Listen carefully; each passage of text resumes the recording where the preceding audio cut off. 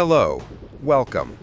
Over the next 5 minutes, we will trace a detailed chronology of an air operation, how fighter aircraft executed a coordinated strike against an enemy military base, step by step, including timings and tactical objectives. This narration is based on modern air operation practices and observed patterns from contemporary conflicts. The operation begins long before engines start.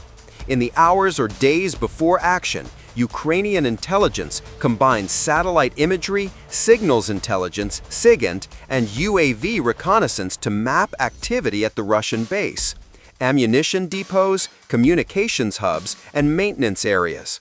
Targets are chosen for their operational value, to degrade sustainment and command nodes rather than to count destroyed units.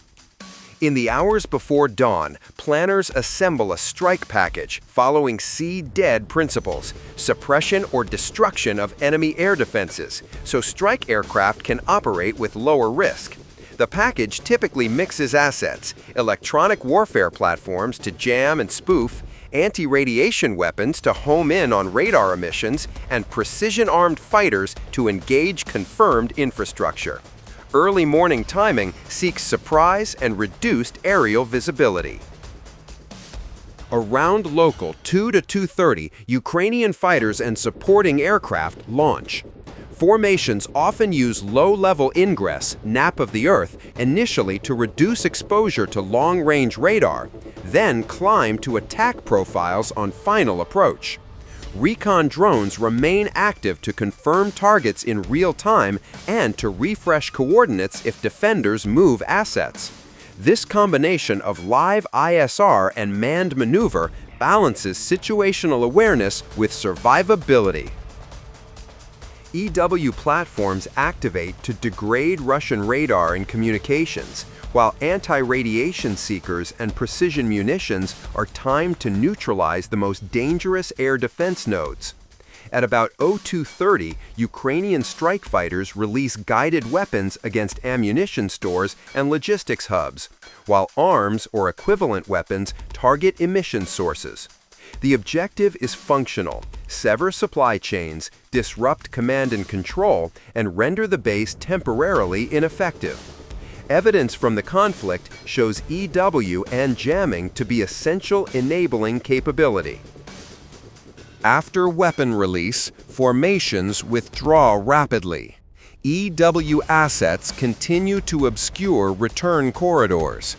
If Russian air defenses engage, pilots execute evasive routing and may shift remaining munitions to pre-planned secondary targets. Speed, coordination, and disciplined egress determine how many aircraft return intact and how quickly follow-on missions can be mounted. Hours after the strike, battle damage assessment begins. Satellite imagery, airborne ISR, and SIGINT are used to confirm whether ammunition depots are disabled, how many vehicles were put out of service, and whether communications nodes remain degraded. Analysts focus on repair timelines. Targets that require lengthy restoration permanently reduce the enemy's operational tempo more than transient damage does. CSIS. Operationally, success is measured by how long Russian readiness is reduced, delayed unit movements, shortages of ordnance, or impaired maintenance cycles. Politically, cross-border air operations invite condemnation and heighten escalation risk.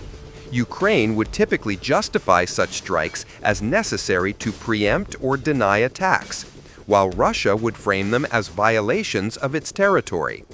International actors often call for independent verification and restraint to prevent a broader escalation.